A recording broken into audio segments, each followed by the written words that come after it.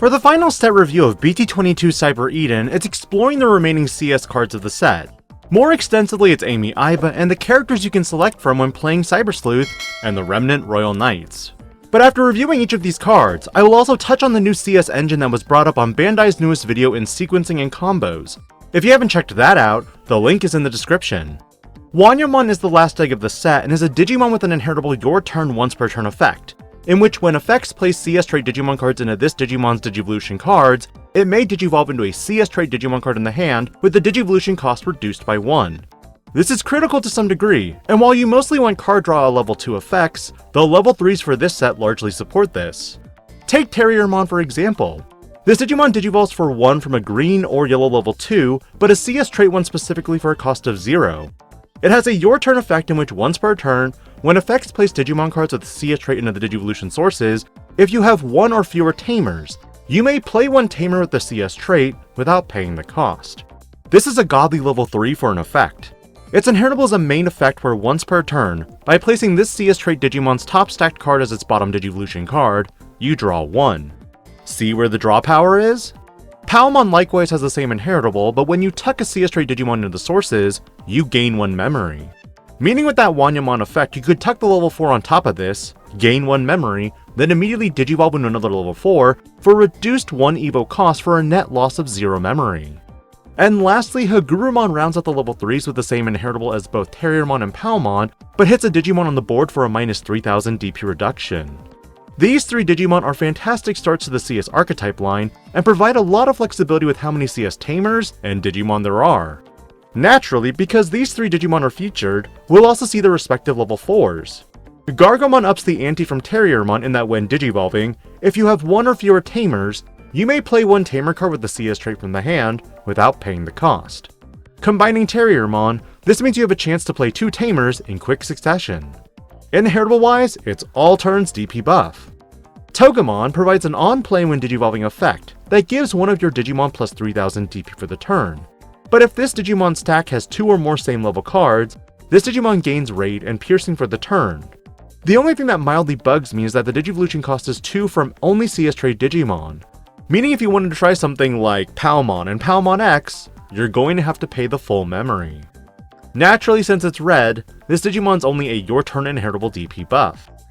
Lastly, with Guardromon, this Digimon has an on-play when Digivolving effect, where one of your opponent's Digimon gets minus 3000 DP for the turn.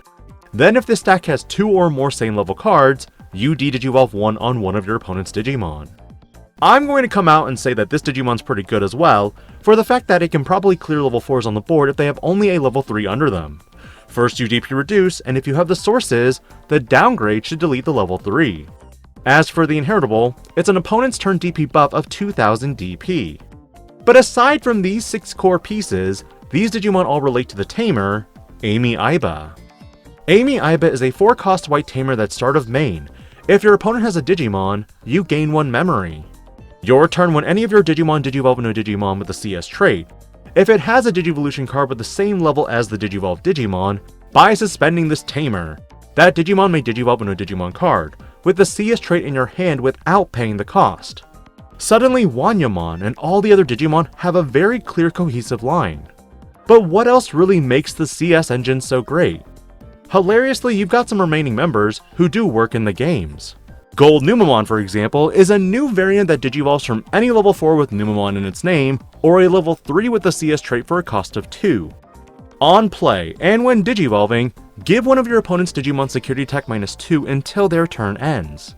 Then if this Digimon stack has 2 or more same level cards, you may Digivolve this Digimon into platinumnumemon in the hand for a cost of 4 ignoring the Digivolution requirements. Its inheritable allows you to reduce the Digivolution cost by 1 when you would Digivolve into a Digimon with the CS trait. But what is so important about platinumnumemon? Although I haven't played Cyber Sleuth, my recollection of what my friends have told me was that platinumnumemon is the ultimate farm for experience when you're trying to level up. As a result, this Digimon has an on-play and when Digivolving effect, that one of your opponent's Digimon gets minus 8000 DP for the turn. But that's not even the best part. Your turn once per turn when any of your opponent's Digimon are deleted, one of your other Digimon with the CS trait may Digivolve into a Digimon card with the CS trait in the hand without paying cost. If you're able to delete your opponent's Digimon, it rewards you by leveling up your Digimon. Definitely flavorful. Now there's just 2 Digimon left before hopping into the straggling Royal Knight cards. Kuwagamon is another CS trait Digimon that has an on-play and when Digivolving effect that suspends one of your opponent's Digimon. Then if this Digimon stack has 2 or more same level cards, it can't unsuspend until their turn ends. Green cards doing typical green things. Though could it be used in an Insectoid deck? It very well could. The reasoning here is that all turns, once per turn when this Digimon deletes an opponent's Digimon in battle, you gain 1 memory for its inheritable. Combo this with certain Insectoid Digimon that can't be affected by card effects, and the redirect of Izzy Azumi, and it could be a turn stealer. Okuwamon's the last CS trait Digimon without really a home, and it has Fortitude. Though it is green and digivolves from a green level 4 for 3, it can digivolve from any level 4 CS trait Digimon for a cost of 3. On play and when digivolving, suspend one of your opponent's Digimon. Then if this Digimon has 2 or more same level cards, return one of your opponent's suspended Digimon with the lowest DP to the hand. Its inheritable mirrors a lot of previous level 5s in this category that trashes the top security card when you delete an opponent's Digimon in battle once per turn. Again, on either yours or your opponent's turn. On one hand, this could be decent with the X-Antibody Insectoid deck considering you add additional effects that could DP buff and give you multiple sources. But is it worth it becomes another question. Which means with all the CS related cards completed, it's Royal Knight line time. Reppamon is the newest pseudo-security Digimon that when in effect trashes its card from the security stack, it may be played without paying the cost. On play and when digivolving, one of your opponent's Digimon gets minus 3000 DP until their turn ends. By trashing your top security, instead, one of your opponent's Digimon gets minus 6000 DP until their turn ends. Ah, the classic yellow I'll kill myself faster for you for additional effects. I'm curious whether the top end has any benefits. The inheritable is a when attacking effect where once per turn, one of your opponent's Digimon gets minus 2000 DP for the turn. And again, I'm reserving judgment until I get to the top end. With chirinmon, when effects trash this card from the security stack, you hit one of your opponent's Digimon for minus 8000 DP. And while true it is a vaccine trait, you'll need to do some finagling to guarantee that it's on top before you reppamon for a 14,000 DP reduction. When digivolving, by trashing your top security card, this Digimon may digivolve into kentaurosmon, or mitamamon in its name or the CS trait in the hand, with the digivolution cost reduced by 2. Its inheritable is more DP reduction, but 4000 DP instead. For a refresher, combining this with mitamamon actually isn't bad, because if your opponent's Digimon levels are greater than or equal to the total cards in both player security stacks, they gain security tech minus 2. So because you're intentionally putting your security to 0, this means your opponent must have a way to out the mitamamon, otherwise they can't hit your security for game. The only downside here is barrier only protects from battle, not deletion based, bounce, or DP reduction removal. But what does the new kentaurosmon offer? This Digimon digivolves from chirinmon or a level 5 with the CS trait for a cost of 3. When this card would be played, if there are 6 or fewer total cards in both player security stacks, you reduce the play cost by 6. With a memory fixer, you would still pass turn. However, this Digimon does have barrier and blocker, and an on-play and when digivolving effect that lets you place one yellow card from your hand as the top security card. Meaning if you can digivolve into this with 3 security, tucking Lunky Edistocto to the top would be absolutely mean. Also all turns, once per turn when this Digimon suspends. By trashing your top security card, it unsuspends. Bottom line, I think the new chirinmon could be really good with mitamamon, but again, I gotta look into protection elements for this deck to even consider making it work. Which means for the final card, it's a brand new Royal Knight in Ace variant form. Leopardmon Ace is a 7 cost 4 to digivolve into from any generic green level 5, or 3 from a level 5 CS trait Digimon. It has an on-play and when digivolving effect, in which you may play one 5000 DP or lower Digimon card from the hand without paying the cost. Then all of your level 3 or higher Digimon gain blocker until your opponent's turn ends. All turns, when any of your other Digimon would leave the battle area, gain 2 memory. I'm kind of amused that with 2 of these, they help each other reduce the Ace overflow by half. But overall, Leopardmon Ace feels like a downgrade from previous versions to me, but it could have utility elsewhere since it did not look at color requirements for playing Digimon. But for the final segment for today's video, I think it's important to break down overall what the CS engine can really do. Initially, it appears to have similarities to Numemon and kuwagamon from EX5, banana peeling for extra memory but focusing purely on CS trait cards.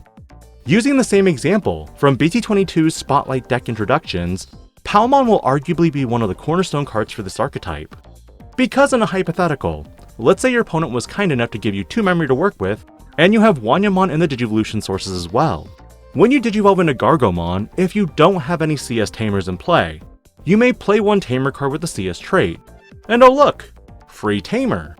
But once you're done with this effect, you can now use Palmon's effect to take the Gargomon card and send it to the bottom of the Digivolution stack to draw 1 card.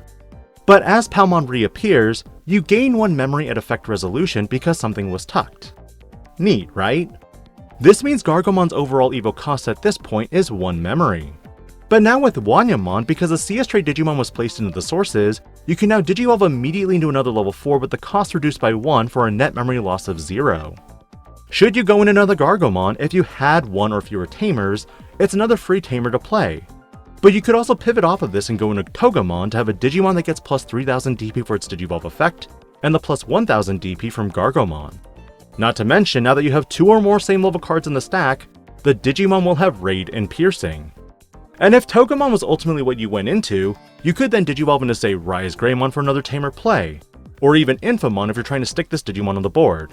Hey, CS card is a CS card. But the real kicker here is if one of the tamers played earlier was Aiba, you can use Aiba's effect to kickstart that togemon into level 5 without paying the cost if you have it in the hand, ultimately setting you up for a play into your level 6s. And should you Digivolve into Rise Greymon with Aiba's effect, again, if it's the only tamer in play, having a Kyoko Kurami on standby may be beneficial, as if that level 5 is deleted, you can use Kyoko Kurami's effect to suspend herself to return a level 4 or higher CS trait Digimon card to the hand, and then your turn, when you unsuspend, you immediately Digivolve this tamer into Alphamon for an overall cost of 3, setting up a potential board clear or at least removing 1 body. Overall, I hope this video helped you have a better understanding of the CS engine and where it can go. With powerful cards leading you to victory in the level 3 category, your tamers will ultimately help you cheat into your top level Digimon. What are your thoughts on BT22 Cyber Eden, and what content am I exploring next week?